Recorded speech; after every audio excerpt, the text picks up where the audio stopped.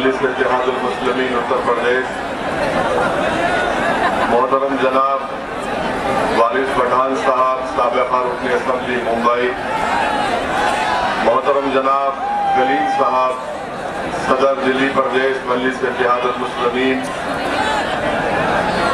शहनशीन बतशरीफ फरमा जिला सदर एडवोकेट मोहित परगानी साहब, इस जलसे के ऑर्गेनाइजर हाफिज वारिस साहब, मंच पर शहनशीन पर तशरीफ फरमा हाजी गुलाम नबी साहब, मौलाना आलिम साहब, मौलाना अरशद साहब, मौलाना हाजी यूसुफ साहब, मौलाना हसन साहब, जिला पंचायत के मजलिस के रुकन रईस मलिक साहब, डॉक्टर इस्लाम साहब, शहर सदर एडवोकेट बाकी रशीद साहब, विधानसभा के सदर इसरार अहमद साहब, जमीन तुर्क साहब, महताब चौहान,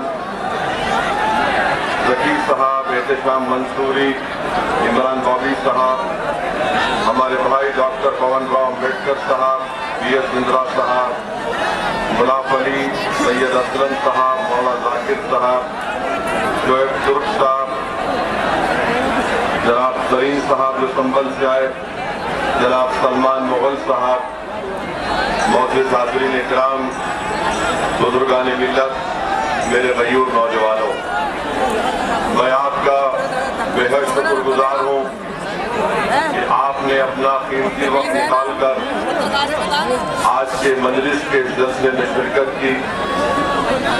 आपने मुझसे कबल मजलिस के मौजूद कायदीन की तकारीर को सुना और उन तमाम ने आपको इस बात की तरफ मुतवज्जो किया कि उत्तर प्रदेश की सियासत में मजलिस यही चाहती है कि जिस तरीके से उत्तर प्रदेश में दीगर समाज के लोगों को उन्होंने अपने इत्तेहाद की ताकत के ऊपर उन्होंने मिलकर अपने एक नेता को बनाया, अपने उत्तर प्रदेश की सियासत में अपना हिस्सा मिला।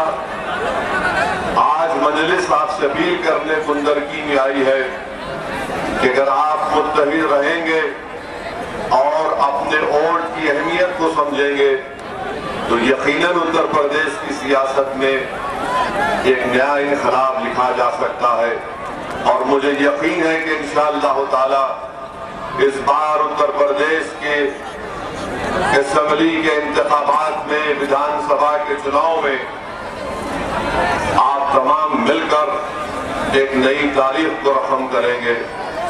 मुझे खुशी है कि मैं दोबारा कुंदरकी को आया हूं। मैं आपका शुक्रिया भी अदा करना चाहता हूं कि 5 साल पहले आपने विधानसभा और असेंबली के इंतखाबात में मजलिस के उम्मीदवारों के हक में अपने वोट का इस्तेमाल किया। वो उस वक्त हमको कामयाबी नहीं मिली, मगर मेरा ये अखलाकी फरीजा है कि मैं आप तमाम का शुक्रिया अदा करूं कि आपने ऐसे वक्त में मजलिस का साथ किया जब मजलिस आज की तरह इतनी तंजीमी तौर पर, हमारा संगठन उस वक्त इतना मजबूत नहीं था, ना ही लोग इतना मजलिस से वाकिफ थे और ना ही जो आज अल्लाह के फजल व करम से उत्तर प्रदेश के खास तौर से मुस्लिम अक़लियत के दिलों में और उनके घरों में मजलिस पहुंच चुकी है। तो ये आप तमाम की वो मेहनत 5 साल की जो आपने अपने वोट को मजलिस के हक में इस्तेमाल किया, आज अल्हम्दुलिल्लाह वो आपकी मेहनत रंग ला रही है। मजलिस इत्तेहादुल मुस्लिमीन के उम्मीदवार को आपने उस वक्त साथ दिया जब लोग मजलिस को पहचानते नहीं थे। मैं आप तमाम का दिल की गहराइयों से आपका शुक्रिया अदा करना चाहता हूं कि आपने मजलिस के को अपने वोट से, अपनी दुआओं से मजबूत किया। ये मेरी खुशकिस्मती है कि मैं कुंदरकी की इस तारीखी सरजमीन को आया हूँ जहां पर मौलवीन ने लिखा कि इब्ने बतूता भी यहां पर रुक कर गए थे। ये वो गुंदरकी की सरजमीन है, ये मुजाहिदीन आजादी की सरजमीन है, बाबूजी वराम की सरजमीन, मुंशी रतन लाल की सरजमीन, सैयद रजीउल हसन साहब की सरजमीन, जिन्होंने अंग्रेजों से इस मुल्क को आजाद कराने के लिए अपनी बड़ी बड़ी कुर्बानियों को पेश किया।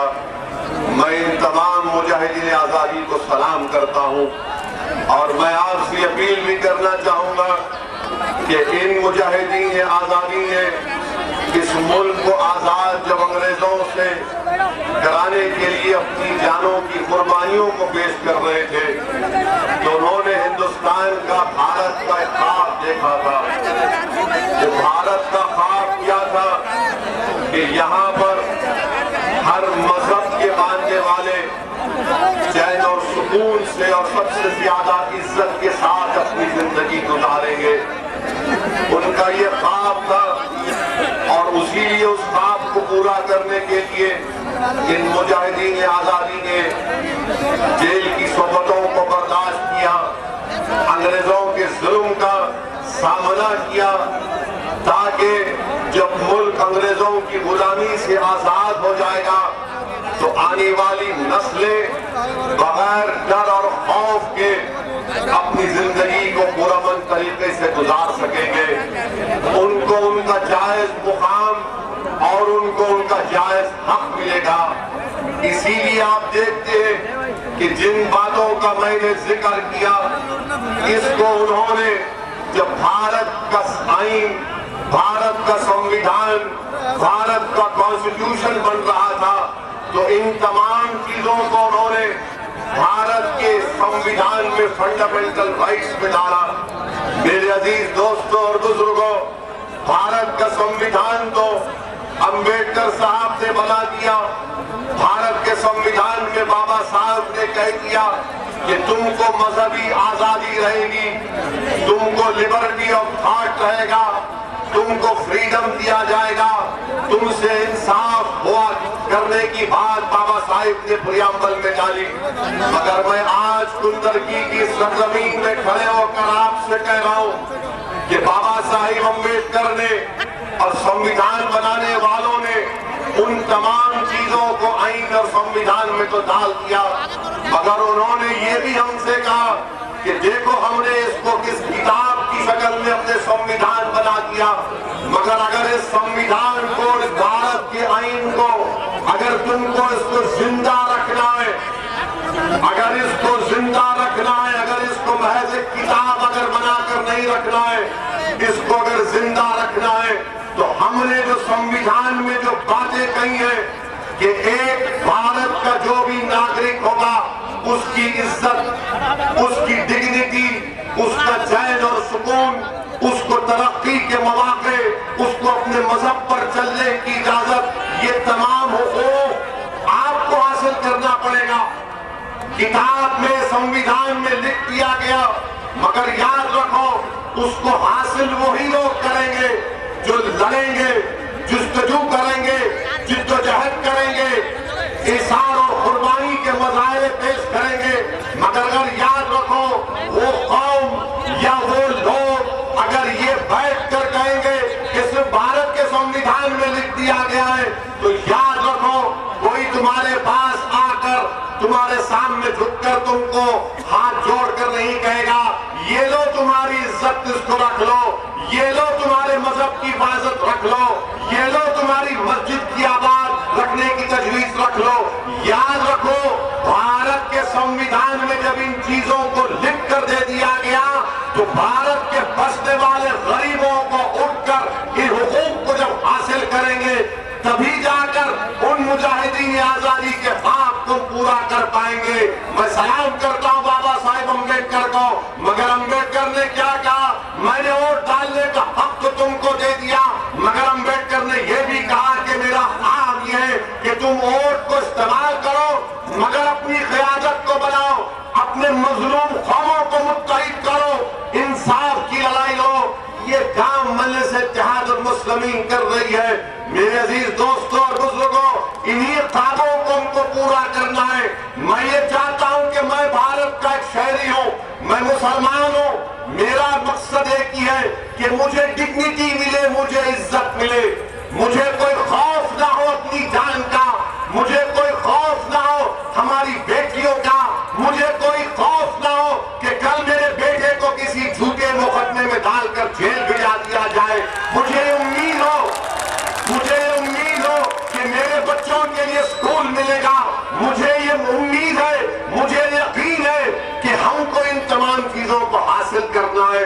मेरे अजीज दोस्तों और बुजुर्गों, याद रखो, असदुद्दीन ओवैसी आपसे सिर्फ इस बात की गुजारिश करने आया है कि मैं जो तुम्हारे सामने खड़े होकर जिन बातों को बयान कर रहा हूं, ये बातें वो नहीं है कि आसमान से तारे तोड़कर लाने की बात नहीं कर रहा हूं। मैं तुमसे ये नहीं कह रहा हूं कि चांद पर जाकर उसकी मट्टी उठाकर मैं तुमको लाकर दूंगा।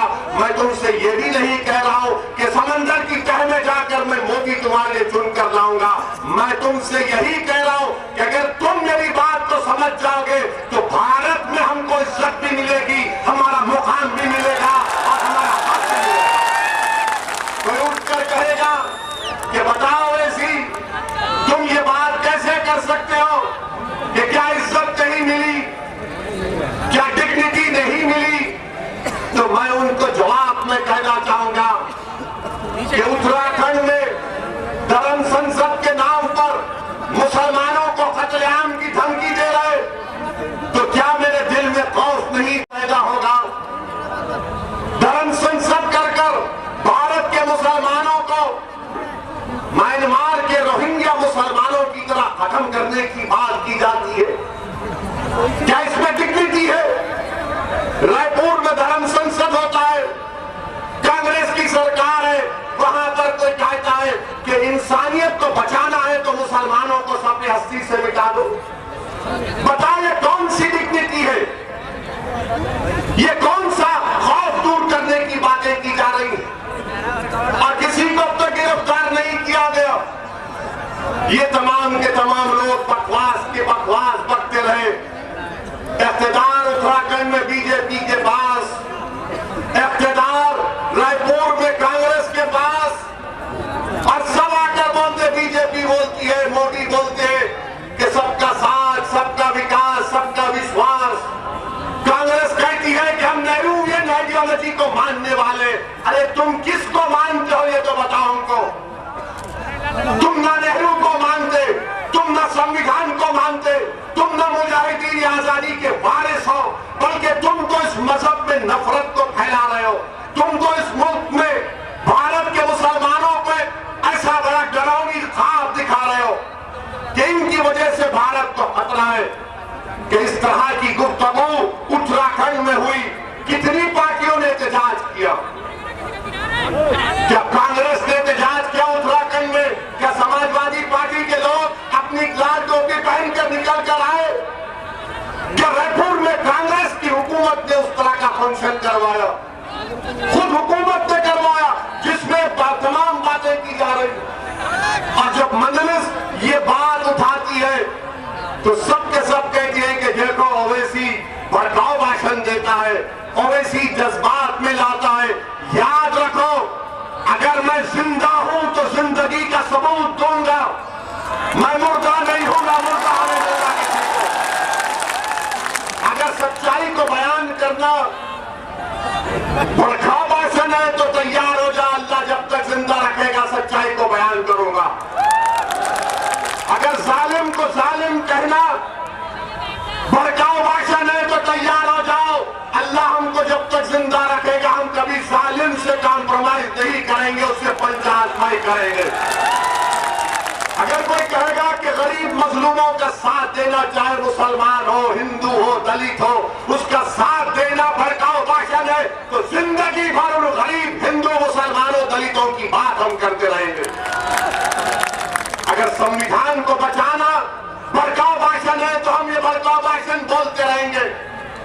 एक कौम को, एक कम्युनिटी को सफे हस्ती से मिटाने की बात उत्तराखंड में बीजेपी की सरकार के नाक के नीचे की जाती है और अब तक एक को भी गिरफ्तार नहीं किया गया, एक को भी गिरफ्तार नहीं किया गया। मुझे कहने दीजिए, आज भारत के किसी कोने में अगर एक मुसलमान की शादी की बारात में अगर छोटे बच्चे का कोई कफनचा निकाल कर खाली नाचता है तो सुबह तक पुलिस उसको जेल में पहुंचा देती। अगर शादी की बारात में, मगर यहां पर खुलेआम बोला जा रहा है इनको मिटा दो, इनको कत्ल कर दो। न नरेंद्र मोदी होश में आते हैं। एक्सरसाइज तो बहुत कर रहे हैं मोदी जी आजकल, अच्छी बातें हम भी करते हैं, मगर एक्सरसाइज आप कर रहे हैं, मगर ये लोग क्या कर रहे हैं? ये कौन से अखाड़े के हैं ये लोग जो भारत के संविधान की धज्जियां उड़ा रहे हैं? ये कौन लोग हैं जिनको बीजेपी खुली छूट देकर पूरे मुल्क में जहर फैलाने का काम कर रही है? मेरे अजीज दोस्तों और बुजुर्गों, अब तो हद ये हो गई, हद ये हो गई कि 1 जनवरी के दिन मुसलमान बच्चियां, लड़कियां, हमारी बेटियां, हमारी बहनें जो जर्नलिस्ट हैं उनकी फोटो लगाकर उनका हर्राज किया गया। उनकी फोटो लगाकर ये तमाम के तमाम मुस्लिम लड़कियां एक से एक काबिल, पढ़ी लिखी है, शरीफ है, नेक है, सोमो सलात के भी पाबंद है, मगर जब वो 16 जनवरी की 1 तारीख को उठकर देखती है तो पूरे सोशल मीडिया पर ये तमाम मुस्लिम महिलाओं की फोटो लगाकर कहा गया ये लो, इसको खरीदो, ये बिकने के लिए तैयार है। बताओ जालिमों, क्या इसीलिए सरोजिनी नायडू ने इस मुल्क की आजादी में हिस्सा लिया था कि मुस्लिम लड़कियों की तुम तस्वीर लगाकर उनकी बोली लगाओगे, उनकी गरीबी की बोली लगाओगे? क्या वो किसी की बेटी नहीं है? क्या वो किसी की बहन नहीं है, किसी की बीवी नहीं है, किसी की मां नहीं है? अरे हद तो ये हो गई, हद तो ये हो गई कि वो जो बदायूं का बच्चा जो जेएनयू से गायब हो गया, उसकी 65 साल की मां की फोटो लगाकर ये जालिम बोल रहे हैं इसको बेचने तैयार है, खरीदो। नजीब की मां की तस्वीर लगाई गई। नरेंद्र मोदी, तुम झूठ बोलते हो, तुम मुस्लिम महिलाओं के दुश्मन हो, दोस्त नहीं हो तुम। अगर आप दोस्त हैं मोदी जी तो बोलिए इस पर। आपका मिनिस्टर बोला नहीं, मेरा प्रधानमंत्री बोलना चाहिए। नजीब की मां 65 साल की, आपने तो ट्रिपल तलाक में बड़ा बोला था, मेरी मुस्लिम बहनें, मेरी मुस्लिम बहनें। अब कहां गई वो मोहब्बत, बताओ आप। मुझे यकीन है कि शाम के 6 बजे से जितने मीडिया के लोग हैं असदुद्दीन ओवैसी की एक तकरीर के जुमले को पकड़ के बोलेंगे आपने भारत के प्रधानमंत्री को दुश्मन कहा। ये पूरे के पूरे पप्पा जी के बेटे हैं, बात इसमें बहुत अच्छे भी है, मगर एक कोई पकड़ेंगे देखना आप। मैं बोला इसलिए कि तुम चलाना ये बात। बताओ कि नरेंद्र मोदी ने नहीं कहा था ट्रिपल तलाक में भाइयों बहनों मुस्लिम महिलाओं के लिए कर रहे, कहा था ना? नहीं कहा था? कहा था कि मुस्लिम हमारी बहनें परेशान है, वही मोहब्बत हो गई आपको। बोले नहीं, महिलाओं को ऐसा बोल देते 3 बार, आपको मालूम ही नहीं। अब आप मोहब्बत कहां गई? बच्चियों का हर्राज हो रहा है। आपको मालूम उत्तर प्रदेश में एक मुस्लिम महिला बच्ची है, पायलट है, पायलट प्लेन चलाती है, उसकी फोटो डालकर कहा गया इसको खरीदो। क्या भारत के प्रधानमंत्री कब बोलेंगे? जब बोलेंगे भारत के प्रधानमंत्री, क्या तुम मुसलमानों के बच्चियों के प्रधानमंत्री नहीं हो? एक लफ्ज तो बोल सकते थे कि जिस किसी ने भी इस तरह की हरकत की नरेंद्र मोदी उसको पकड़कर जेल में डालेगा, मगर बोलते नहीं है कुछ भी, बोलते नहीं है कुछ भी। मेरे अजीज दोस्तों और बुजुर्गों, ये बात मंजलिस जब कहती है तो सबको तकलीफ पहुंच जाती है। अब इसमें बताइए, इसमें भड़काऊ भाषण क्या है? अब कल से आप देखेंगे, बल्कि आज से शाम के 7 बजे से बीजेपी का IT सेल, जो बेचारे एक ट्वीट पर 2 रुपये मेरे नाम की खैरात इनको मिलती है, अब बनाएंगे। ओवैसी ने यह कहा, मैं भारत के प्रधानमंत्री को कहा हूं, मुझे संविधान में अख्तियार है, तुमको चमचागिरी करना है करो। मेरी बच्चियों की, मेरी बेटियों की इज्जत नहीं है? अल्लाह ने मुझे भी औलाद दी है, वो मेरी बेटी नहीं होगी मगर मेरी बेटी और बहन की तरह तो है। क्या हमारी इज्जत नहीं है? क्या हमारी बच्चों की फोटो डालकर उनकी बोली लगाई जाएगी? ये भारत में हो रहा है मेरे अजीज दोस्तों, पहली मर्तबा नहीं, दूसरी मर्तबा। वो जो मुस्लिम महिला पायलट है, मुसलमान है, यूपी की है, इससे पहले भी इससे हरकत की गई, पुलिस ने कंप्लेन दिया मगर यूपी की पुलिस ने कुछ एक्शन नहीं लिया। अगर वही बाबा योगी आदित्यनाथ के बारे में कोई फेसबुक लिख दे, अगर अमित शाह के बारे में कोई लिख दे, मोदी के बारे में कोई लिख दे, तो पुलिस पहुंचकर उसको जेल को पहुंचा देगी। यही तो मेरी लड़ाई है। अगर मोदी की इज्जत है तो मुस्लिम भाइयों की भी इज्जत है, अगर योगी आदित्यनाथ की भी इज्जत है तो मेरी बहनों की उससे ज्यादा इज्जत है, अगर अमित शाह की इज्जत है तो हमारी भी इज्जत है। भारत के संविधान में सब बराबर है, तुम्हारी इज्जत बढ़ के मेरी इज्जत कम नहीं है, इज्जत सबकी बराबर है। ये लड़ाई इज्जत की है, आसमत की, आपको साथ देना है मजलिस का। मेरे अजीज दोस्तों और बुजुर्गों, अब कोई लोग बोलेंगे, बीजेपी के लोग बोलेंगे ये मुसलमान महिलाओं पे बड़ा अच्छा, इनके दिमाग में कि 4 शादियां करते हैं लोग। बताओ, डेटा दो, हम एक में परेशान हैं। नहीं, 4 क्या है बताओ, क्या डेटा है? कुछ क्या है डेटा है तो बताओ। अरे एक सही इंसाफ करना बड़ा मुश्किल काम है। इनकी शादी नहीं हुई, इसकी जज्बात में ये शादियां बहुत करते हैं। वो दूसरा क्या बोलते, बच्चे बहुत पैदा करते हैं लोग। कहाँ है डेटा बताओ ना। TFR रेट पूरे देश का गिर गया।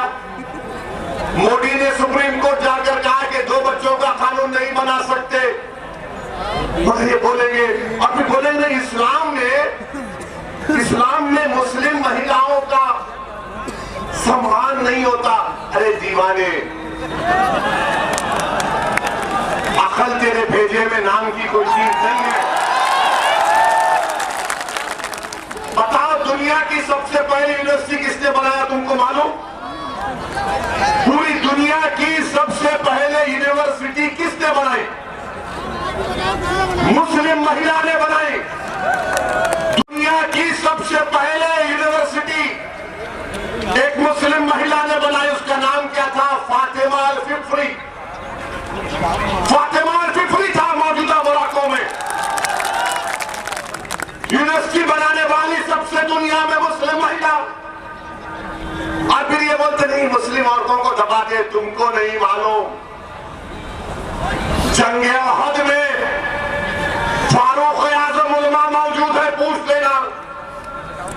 जंगे अहद में फारूक आजम का ये फरमान है कि या रसूलल्लाह, मैं अपने अतराफ में अगर किसी को देख रहा था तो नसीबा बिन्ते काब को देख रहा था। फारूक आजम कह रहे, जिसको देखकर शैतान भाग जाता था। और आप हमको कहते हैं दबाते। फारूक आजम के दौर में कौन था मिनिस्टर सुप्रिटेंडेंट? उनका नाम था शिफा बिन्ती अब्दुल्ला। इस्लाम में सबसे पहले शहादत किसने दी? मर्द ने नहीं दी, एक महिला ने दी। उसका नाम हज़रत सुमैया था। अल्लाह उनके दर्जात को बुलंद करे। तुम जानते नहीं हो हमारी तारीख को, याद रखो। हमारी बहनों ने भी क्लासी डबल एनआरसी में तो मोदी ताला।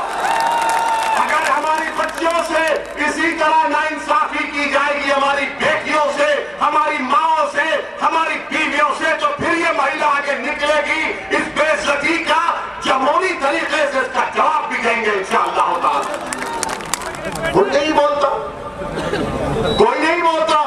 नरेंद्र मोदी जी, आप क्यों नहीं बोलते इन पर?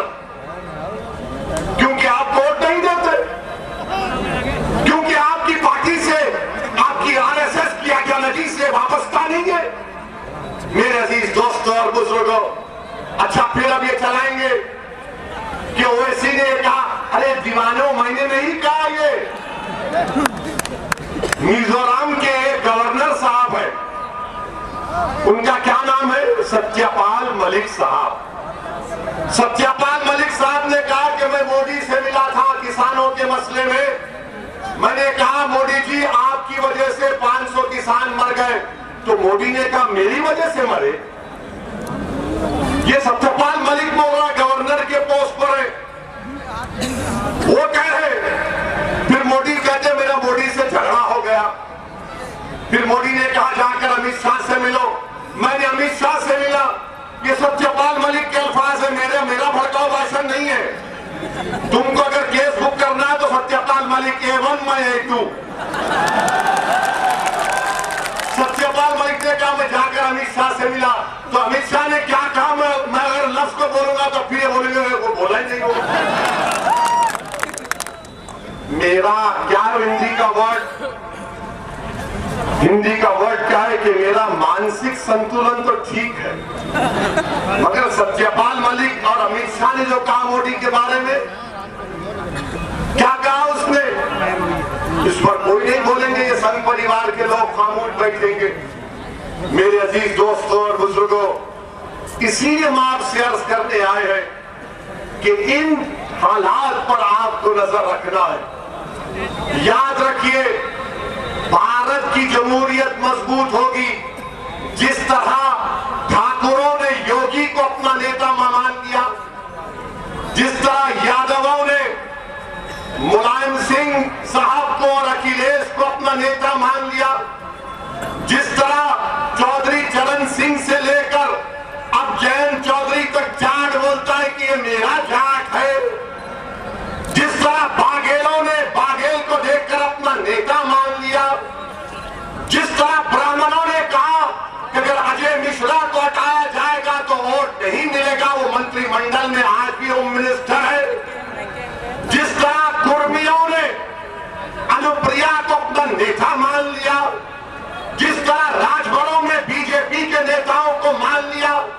अब बताओ, जब ये सब लोग अपने अपने नेता को बनाए, अपना हिस्सा ले रहे, और उत्तर प्रदेश के 19% मुसलमान जब अपना हिस्सा लेने की बात ओवैसी करता है तो सबके पेट में दर्द शुरू हो जाता। बीजेपी कहती है कि ओवैसी जो बात कर रहा है उससे फिरका परस्ती बढ़ेगी। अरे तुम्हारे सरकार में, तुम्हारे इख्तियार में हमारी बच्चियों की बेचने की बोली लगाई जा रही है। तुम्हारे सरकार में तुम्हारा मंत्रिमंडल का मिनिस्टर का बेटा 4 लोगों को अपनी गाड़ी से कत्ल कर देता है, उस पर तुमको तकलीफ नहीं होती। मेरे अजीज दोस्तों और बुजुर्गों, याद रखो, आप जिसके पास ताकत है उसी की इज्जत की जाती है। अगर उत्तर प्रदेश के मुसलमान ये समझ रहे कि 19% है, मैं तो आपसे अर्ज कर रहा हूं, आपकी कोई अहमियत नहीं है उत्तर प्रदेश में, आपकी कोई अहमियत नहीं है। हाँ, तुम बड़े नारे लगा लो, तुम बड़ा सीना तान लो, मगर सच्चाई बयान कर रहा हूं, तुम्हारे वोट की भी अहमियत नहीं है। इसीलिए क्योंकि तुमने अपना नेता नहीं बनाया। कौन है तुम्हारा नेता? नाम बोलो मुझे। क्या आपके यहाँ के मौजूदा विधायक आपके नेता हैं? शर्माओ मत। क्या हाजी रिजवान नेता है मुसलमानों के? वो समाजवादी के नेता है, मुसलमानों के नहीं है। तो आपको समाजवादी का नेता चाहिए या आपको अपना नेता चाहिए?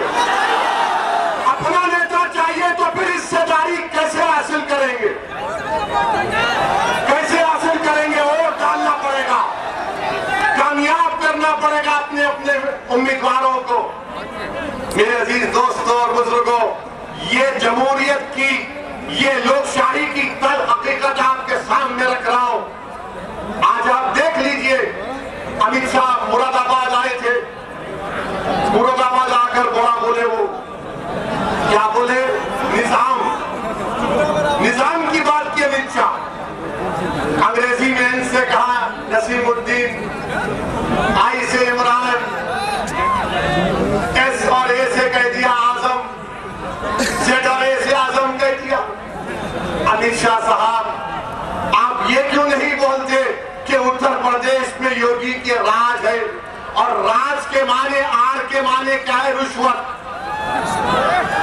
ए के माने अजय मिश्रा, जे के माने जातिवाद। आप निजाम की बात करते और अमित शाह यहां पर उत्तर प्रदेश या मुरादाबाद में आकर कहे कि बीजेपी ने विकास किया, व्यापार हुआ और सांस्कृतिक विरासत को बचाया। अमित शाह साहब, ये सांस्कृतिक विरासत क्या हमारी बच्चियों की बोली लगाना है? बताओ। फिर आप कहते हैं कि व्यापार, अरे व्यापार करने वाले, ये मुरादाबाद का जिला है, यहाँ पर पीतल नगरी कहा जाता है। आपके लॉकडाउन ने, आपके जीएसटी ने, आपके डिमोनेटाइजेशन ने उस कारोबार को बर्बाद कर दिया, लाखों लोगों को बेरोजगार कर दिया। साबुन से लेकर बनियन तक जीएसटी आ चुकी है। फिर भी अमित शाह बोलते व्यापार। अच्छा, विकास, कौन सा विकास हुआ अमित शाह? बताओ योगी आदित्यनाथ, बताइए नरेंद्र मोदी। 2017 में बीजेपी ने कहा था कि 70 लाख नौकरियां उत्तर प्रदेश के नौजवानों को दी जाएगी। कहा था ना, 70 लाख। अब आप में से कोई हाथ उठाकर बताओ कितनों को नौकरी मिली? एक को तो मिली होगी, वरना इल्जाम मुझ पे डालेंगे कि ओवैसी ने भड़काऊ भाषण कर दिया। अच्छा, कितने नौजवानों को नौकरी चाहिए? हाथ उठाओ।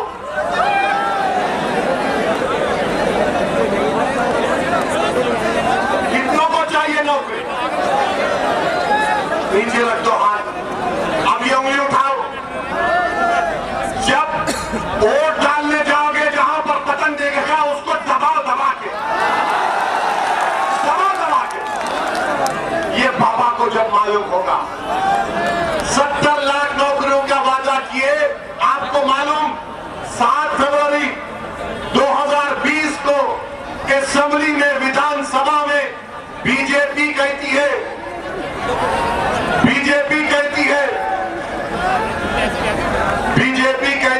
विधानसभा में कि उत्तर प्रदेश में 33 लाख नौजवान रोजगार की तलाश में।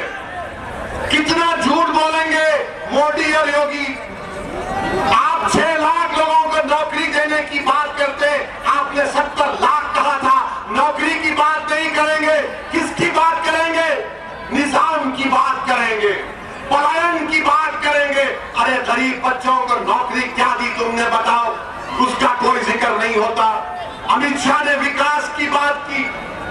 मेरे अजीज दोस्तों और बुजुर्गों, उत्तर प्रदेश में मुरादाबाद डिवीजन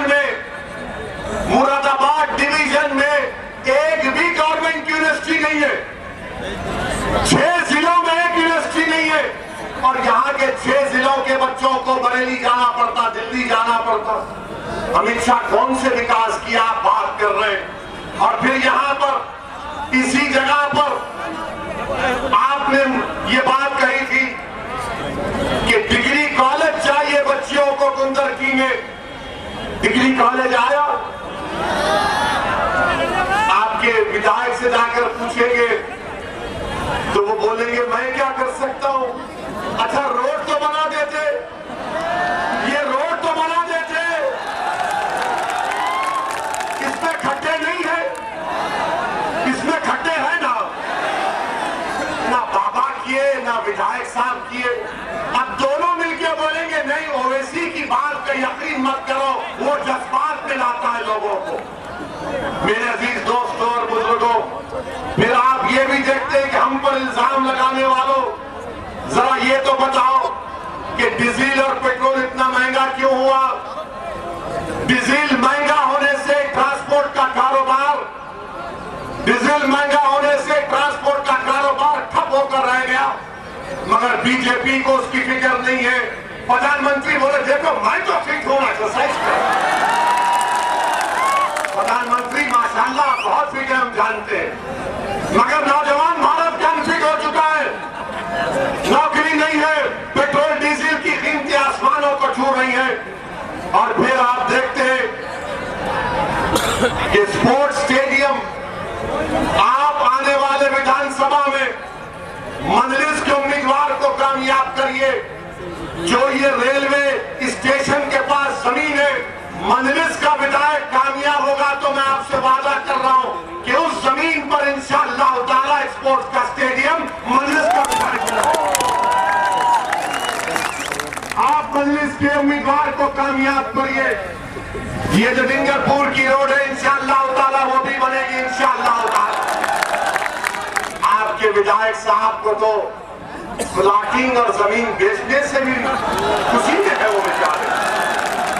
माशाल्लाह जमीन बेचने में माहिर है, माशाल्लाह प्लाटिंग करने में तो उनका कोई सानी नहीं है। मगर विधायक साहब को न डिंगरपुर की रोड की फिक्र, न रेलवे स्टेशन के बाजू जो जमीन है स्टेडियम की फिक्र, मगर यही बोलेंगे कि ओवैसी कोर्ट मत तो बीजेपी आ जाएगी। मेरे अजीज दोस्तों, जब बच्चा छोटा रहता है ना तो लोग बोलते सो जाओ वरना वो आ जाएगा, ये आ जाएगा। अखिलेश जी, मैं आपसे कह रहा हूं बच्चा बहुत बड़ा हो चुका है। अब बच्चा मर्द बन चुका है। अब बच्चा सिवाय अल्लाह के किसी से नहीं डरता। अब बच्चा अपने फैसले खुद कर सकता है। अब बच्चे में सोच पैदा हो चुकी है कि जब आपको वोट डालने से आपकी जात और बिरादरी मजबूत होती है तो फिर 19% मुसलमान क्यों मजबूत नहीं होगा। मेरे अजीज दोस्तों और बुजुर्गों, इन बातों पर आपको गौर करना है। मुरादाबाद के जिले में आया हूं तो ये बात कहना बहुत जरूरी है कि मजलिस पर इल्जाम लगाते हैं फिरका परस्ती का, मगर बताओ समाजवादी, बहुजन समाज पार्टी और कांग्रेस के लोगों, 13 अगस्त 1980 को मुरादाबाद शहर में क्या हुआ? 13 अगस्त 1980 मुरादाबाद शहर में ईद के दिन पीएसी की पुलिस ने 300 मुसलमानों को गोली मारकर कत्ल कर दिया। 300। क्या आपको मालूम नौजवानों, 300 मुसलमानों को कोई कुछ किया। आज मजलिस पर इल्जाम लगाते। अच्छा, आप ये भी एक मजाक है कि अभी टीवी पर किसी ने मुझे बताया कि योगी आदित्यनाथ राहुल गांधी के बारे में कह रहे हैं कि राहुल गांधी, जरा रुक जाइए भाई, जरा एक मिनट। राहुल गांधी के बारे में कहा कि वो किसी मंदिर में गए तो उनको बैठना बराबर नहीं आया। मैं योगी आदित्यनाथ से कह रहा हूं, नरेंद्र मोदी जी से कह रहा हूं, अमित शाह से कह रहा हूं, राहुल गांधी से कह रहा हूं, अखिलेश यादव से कह रहा हूं, आप पांचों एक जगह बैठकर आप अपने दरमियान में तय कर लो कि इन सबसे बड़ा हिंदू कौन है। आप पांचों एक जगह बैठ जाओ और बैठ कर कहो कि हम में से सबसे बड़ा हिंदू कौन है। राहुल गांधी हिंदू और हिंदू किसी अल्लाह को भी नहीं मानते तो तुम भारत के नागरिक हो। मगर यही पैदा कर दिया जा रहा है। झगड़ा पूरा ये है कि सबसे बड़ा हिंदू कौन है। कोई विकास की बात नहीं। ये टीवी वाले खामखा बाइपोलर बाइपोलर, कोई बाइपोलर नहीं है। बाइपोलर और ये सेकुलर लिबरल लोग, तुमको अल्लाह ने आंखें दी, दिमाग दिया, सोचते क्यों नहीं हो? तुम क्यों धोखा दे रहे हो इन मुसलमानों को? क्या तुम ये क्यों नहीं कह देते कि रात बड़ी लंबी अंधेरी रहने वाली? हाँ, इस मुल्क में हमारे हिंदू भाई हैं जो आज भी भारत के संविधान को मानते हैं, मगर इस अंधेरी रात में उनका मौक़िफ़ एक जुगनू की तरह है। जो जुगनू अंधेरी रात में चमकता है ना, उस तरह से मैं ये नहीं कह रहा हूं, बल्कि एक सर्वे हुआ, उस सर्वे में कहा गया, CSGS का सर्वे, कि 44% मुस्लिम नौजवानों ने कहा कि उनके गैर मुस्लिम दोस्त उनसे भेदभाव करते हैं। बताओ वो नौजवान जो कौम और मुल्क का मुस्तकबिल है, क्या लेकर आगे बढ़ रहा है? 2019 के चुनाव में एक नहीं हुए, दोनों एक होकर लड़े। 75% मुसलमानों ने वोट दिया। बताओ फिर कहां बीजेपी क्यों इतना जीत गई? इसका कोई जवाब नहीं है। मगर ये अपने आप को सेक्युलर और लिबरल कहने वाले लोग जो हर टीवी चैनल पर बैठ जाते हैं, इनको एक लिफाफा मिलता है, उस पर शुरू हो जाते।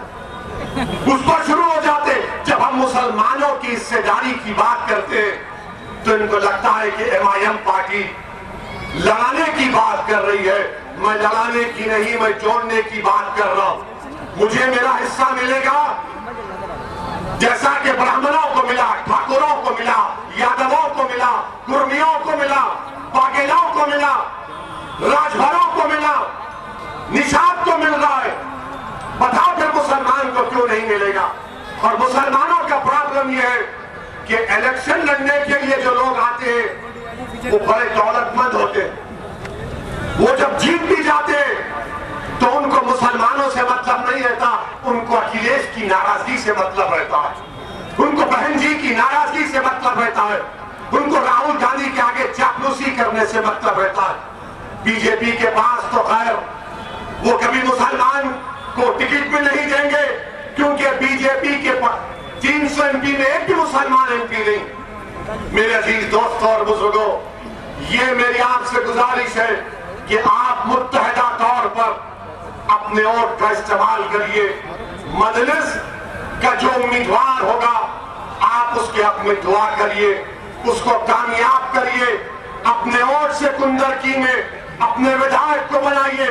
यकीनन हमारा पूरी कोशिश ये है कि दोबारा बीजेपी की सरकार ना बने उत्तर प्रदेश में, दोबारा योगी आदित्यनाथ इस प्रदेश के मुख्यमंत्री ना बने। मगर याद रखो, मुझे अपना हिस्सा भी चाहिए। मैं 60 साल तक कांग्रेस को अपने कंधों पर बिठाया हूं।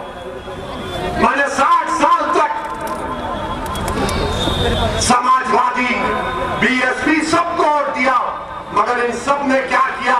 सत्ता हासिल किए, हमको हिस्सा नहीं मिला। मेरे अजीज दोस्तों और बुजुर्गों, मुत्तहिद रहिए और बीजेपी को शिकस्त दीजिए, मगर मजलिस के उम्मीदवार को कामयाब करिए।